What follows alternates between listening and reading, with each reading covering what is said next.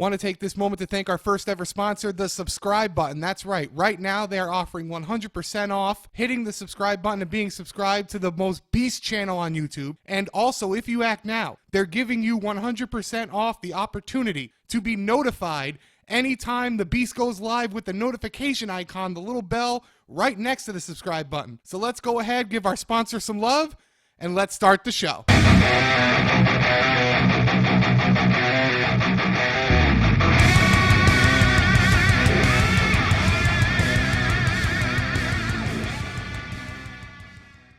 Thank you, everybody, for coming back to the Riggs Beast channel. As always, let's go beast on our new sponsor, the subscribe button.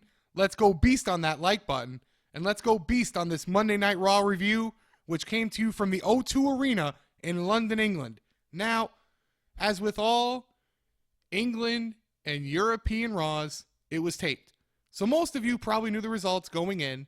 I tried to avoid them, but Twitter, as always, killed a lot of it. So instead of the normal format where we go through opinion, I'm just going to briefly go over what happened and give you mostly opinion because you read them before even watching Raw. They opened the show with Ambrose answering a phone call from Kurt Angle.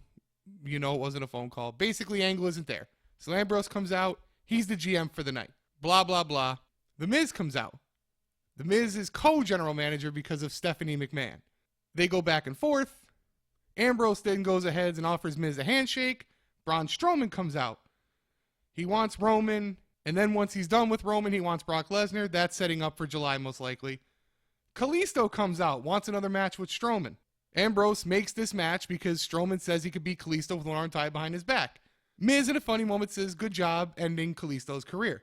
Ambrose then makes a match, Miz versus Finn Balor. The segment was long, it was boring, had some funny moments. You could tell, just from the jump, this was going to be, at best, an average show. When they're taped, you know most likely people are going to read them. You're not going to have any big things happen. You're going to get an average run-of-the-mill show. So Finn Balor versus The Miz.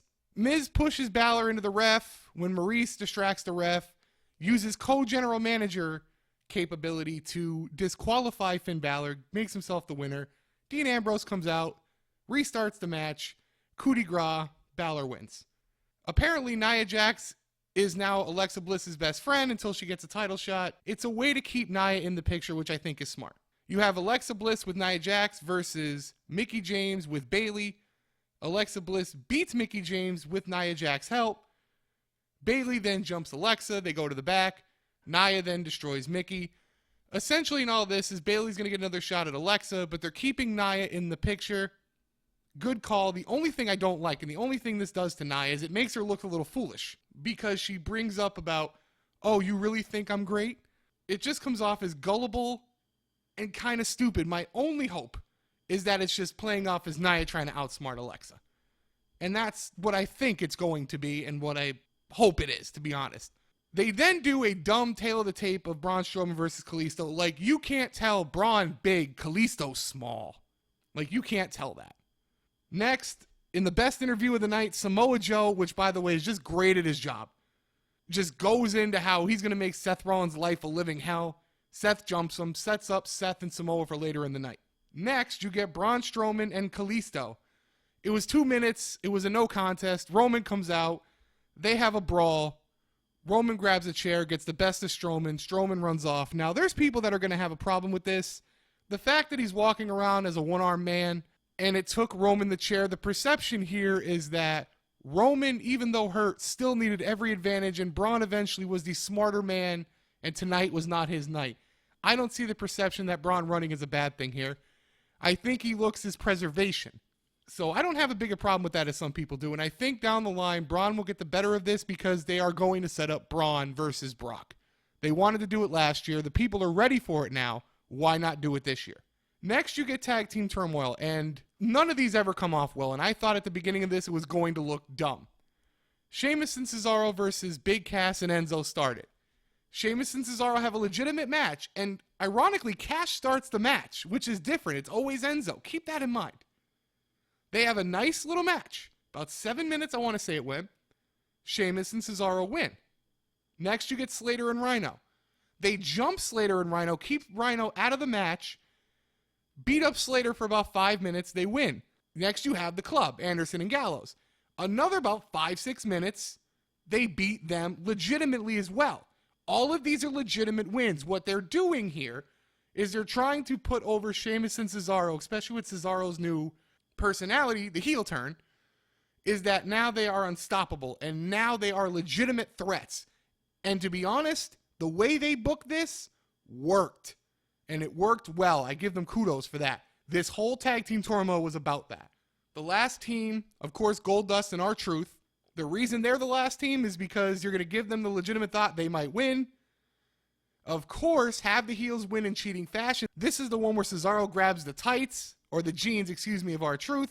1, 2, 3. Sheamus and Cesaro win. Then they jump the Golden Truth before the Hardys come out. They run. This was booked well. Some people may have found it boring, but the way they portrayed Sheamus and Cesaro through all 4 matches, absolutely perfect. It actually revitalized me into this feud and actually had me thinking, well, Sheamus and Cesaro might win. Now, I have other thoughts, but watching it as a viewer, if you get the tension and you get what they're doing and they're doing it well, you can lose yourself in it. And I found myself losing myself in that tag team turmoil, so I give them a ton of credit for how they booked that. Very well done. And I'm actually looking forward to Sheamus and Cesaro and the Hardys continuing now. It breathed new life with the heel turn, and Cesaro in a tag team, and as well as Sheamus, give them credit, they work beautifully off each other. And now I think they can hit their stride in this short-term heel turn until the Revival come back. Next, you're going to get Seth Rollins versus Samoa Joe. Samoa Joe dominates 90% of the match. He loses because of DQ, because the ref told him to stop beating on Rollins in the corner. He wouldn't do it. Now, I felt this is how Payback should have went, and Payback could have been how tonight went. I'm really not that mad at the Payback situation, because if you remember on my Payback review, I simply said, I'm going to wait and see how it plays out. This was the perfect way to put Samoa Joe back as the monster. You can have him lose, but he still gains off of it. Even at Payback, the way he lost, it was fluky. I don't really have a problem with it. I just thought the results and the way they were done should have been flipped, but it's nitpicking. And if anybody else has the other point of view, you're not only entitled to it, it's not wrong. It's just, I feel it should be one way. Some people should feel it to another. There's multiple people who have told me the other way. There's people that agree with me. It's really 2 eggs, 1 basket. It's the same thing. They're starting to get Samoa Joe right. They do need to make him look more like a monster, to give off that destroyer impression even more, that you fear for the babyface. So the underdog babyface coming and winning feels more special if he gets that monster role with that destroyer persona. They announced now that next week you're going to get Ambrose and Miz for the Intercontinental Championship. Hey, they did something smart. They advertised something for next week that's interesting. Good on you. Next you get, now they're calling TJP, they've acronymed his name, versus Jack Gallagher. Once again, every week I'm going to keep bringing this up. Until you change his theme song and his entrance, he cannot be taken seriously as a heel. You're a bad guy, yet you're still coming out to gamer-style entrance. Now, as a babyface, I get it. You're trying to hit the young crowd.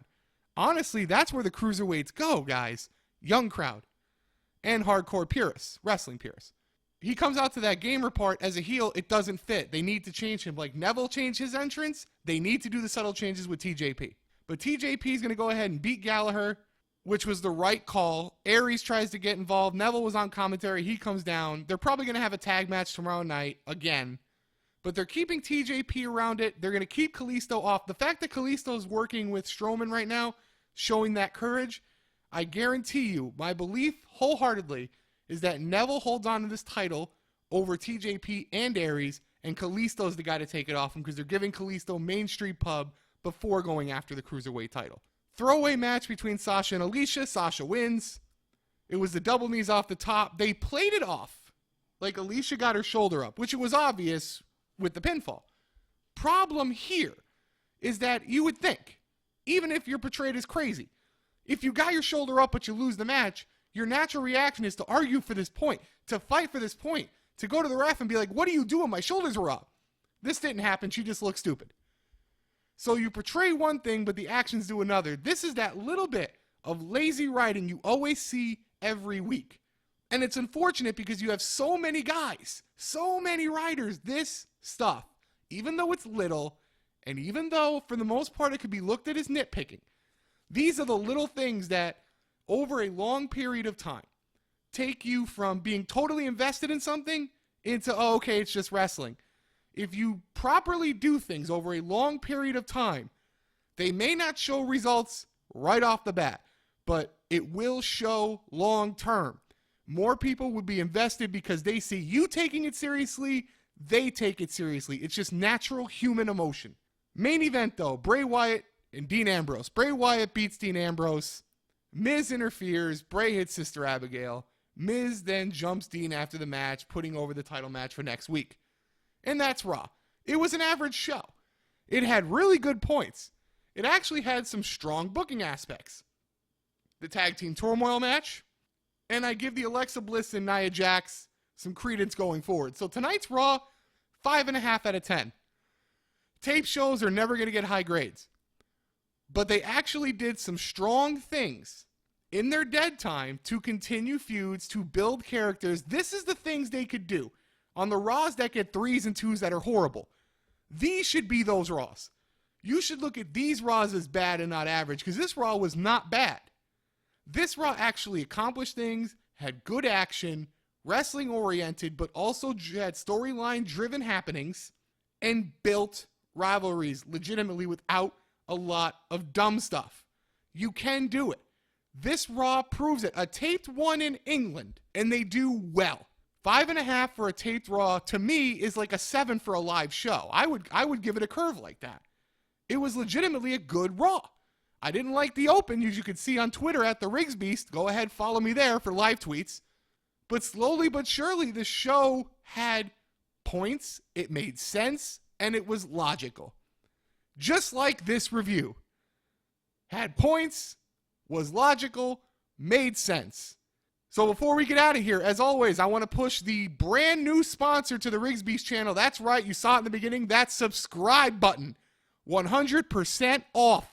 Free of charge to hit it, and as a bonus for hitting it, they give you the opportunity to be notified anytime the Beast goes live. So go ahead, hit the subscribe button, become a beast yourself, and then get notified when the Beast goes live. But as always, guys, let's go beast on that subscribe button. Let's go beast on that like button. And as always, keep it beast.